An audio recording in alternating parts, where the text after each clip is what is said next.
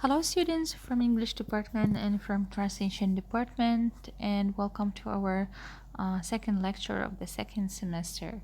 So, in this lecture, I will go over a little bit biography of Oliver Goldsmith, and then I will talk a little bit about the context of the play because it's very important and necessary to know a little bit about it, and then I will just guide you through the characters of the play, and then we'll go through the synopsis of the play, or let's say the summary of the play. I probably do the synopsis in different separate video because I don't wanna the video to be very long for you to upload or to download, let's say, from YouTube. So, starting from the author, I will not go actually in details with his information because you will not need all of this information. Rather, you will need to know a little bit about him, because if someone asks you who's Oliver Goldsmith, so at least you need to have a little bit information. Okay, so let's just start. Where was he born? So he was born in Ireland to Anglo-Irish parents, and then he moved to after that and settled in London. But before he did that, he traveled around Europe, and he was at that time also graduating from Dublin. So after he graduated from Dublin, he traveled all over Europe and then finally settled in London. Okay, so he was very prominent at the time, and he started writing poems, plays, short stories, and novels. And his readable style earned him the respect of more prominent writers. So a lot of writers started to respect him, especially the professor Edmund Burke and Samuel Johnson.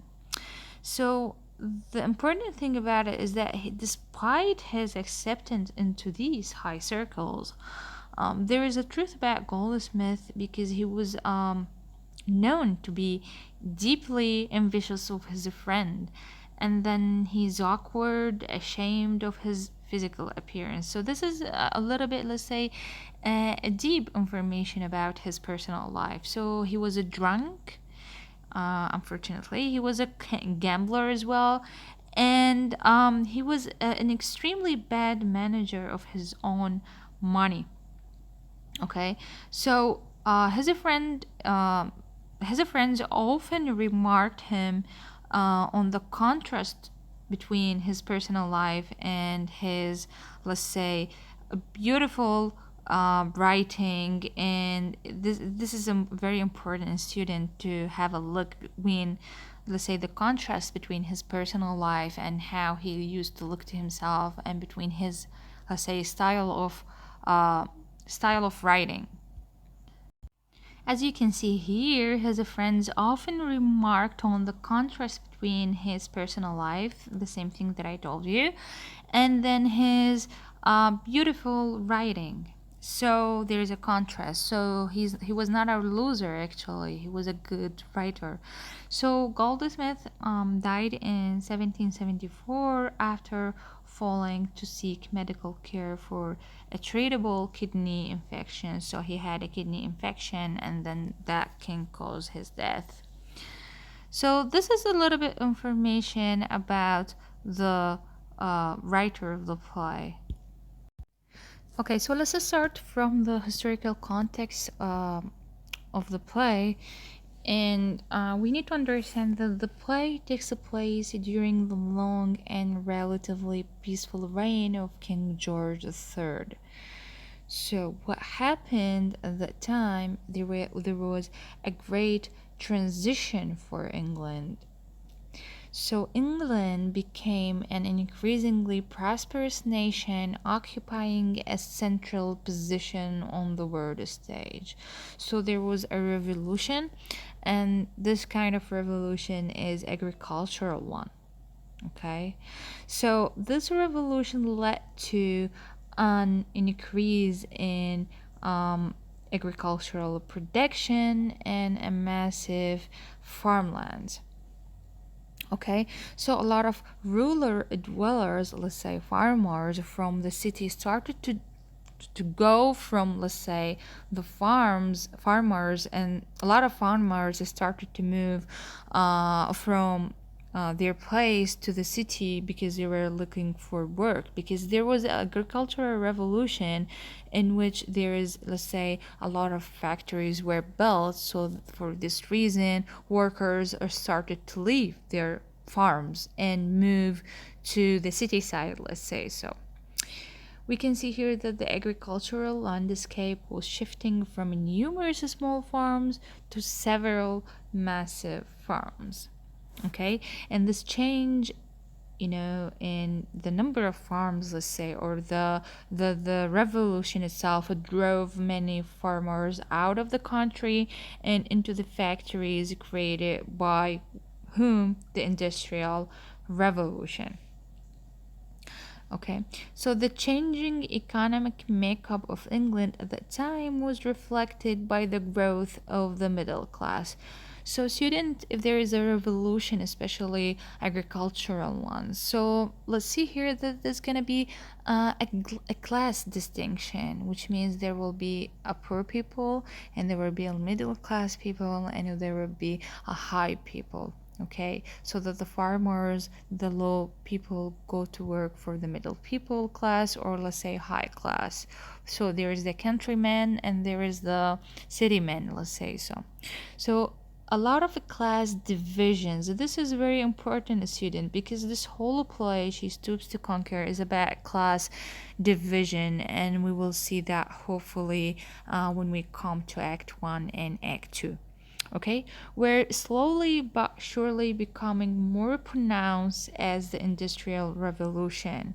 Okay, in its very early years, was creating a new class of working poor in the increasingly cities.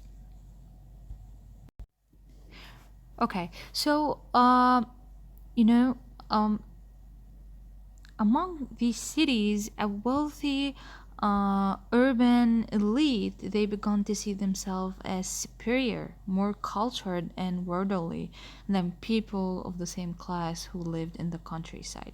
So people who moved from the countryside and lived in the city and work in the factories, and they started to feel themselves superior to those people on the same class, let's say their friends, their families, okay, who live on the countryside. Okay, so this social dynamic sets the stage for many of the interaction in She Stoops to Conquer. Okay, this, let's say, class distinction is very obvious in the play. So this historical context of the play, or let's say the time in which the play was written, is reflected in the play. Okay, students, I will not go all over these things in details, only when I start explaining the synopsis of the play, so that you will understand what's happening and how the characters engage with another, especially the low class people, and how they treat the high class people, and on contrary, how the high class people treat the lower class people. Okay, so She Stoops to Conquer opened on March the 15th in 1773. So Dr. Johnson wrote, I know of nothing comedy for many years that has so much exhilarated an audience, that has answered so much the great end of comedy, making an audience merry. So what he meant by that, he was praising She Stoops to Conquer, because he said, I have never seen such a comedy that the audience started to laugh. The audience was very, feeling merry, like it means happy. Okay, they were very cheerful events that happened in the play. And in all Goldsmith writings, he tried to show the audiences, especially their errors. It tried to show to the audience the errors, okay, and to remind them of their blessings, to give them a love of life. Okay, because of his comic vision, critics have put Oliver Goldsmith in the great tradition of Chaucer and Shakespeare. So in She Stoops to Conquer, Goldsmith attacked the 18th century sentimental comedy. Do you remember in our first lecture we talked about comedy of manners and sentimental comedy?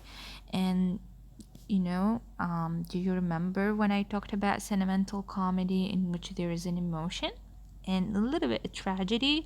So Goldsmith, when writing She Stoops to Conquer, he criticized the sentimental comedy. He wanted to remove this sentimental comedy from writings. Okay, he wanted to restore the laughing comedy or the comedy of manners and banish sentimentality in theater. So She Stoops to Conquer is very effective. Why it is effective? Because of the broad characterization and the humor it has. So if you do remember that comedy, the difference between comedy and a tragedy, I told you that at the beginning of the comedy there is a funny mistake, or let's say an error, or a problem, a little bit of problem, but it's very funny and very silly. Okay, so the fun is always there in comedy. So the fun is in the situations, characters, and dialogue as well. So students try to pay attention to these three lines is very important. Okay, so various titles were suggested for the. So students try to pay attention to various titles, okay, were suggested. What it means by that She Stoops to Conquer, there is a various titles for the play. Then later on, Goldsmith decided to name it She Stoops to Conquer. So one of the various titles is The Bell's Stratagem, okay? The Old House and New Inn, The Mistakes of a Night. The last one is very important because it was chosen as a subtitle.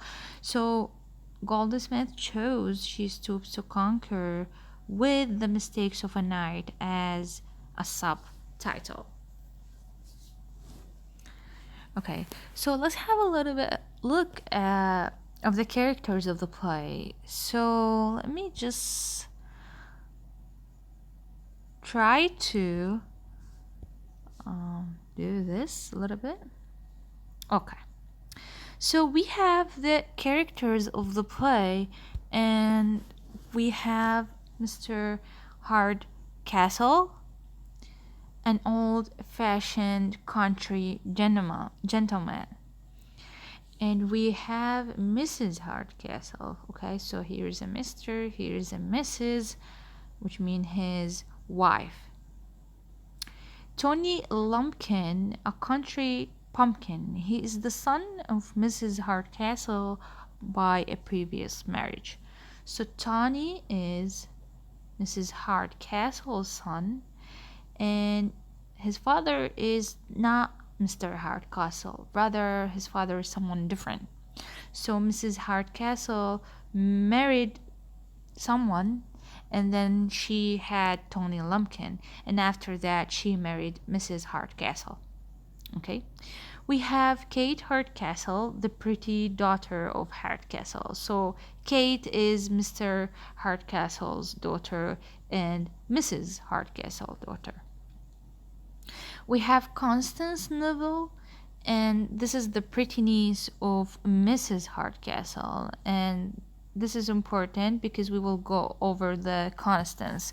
Sometimes in the play they call her Constance, not the full name Constance Neville. Okay, then we have Istingo, who is the owner of the tavern, which means the inn, the Three Pigeons. Okay, and then we have young Marlowe, the handsome young gentleman. We have George Hastings. So this is Hastings, okay? So you have, when you read the name, to differentiate it between Hardcastle and Hastings. So George and Marlowe, both of them are friends. Sir Charles Marlowe, he's the father of Marlowe.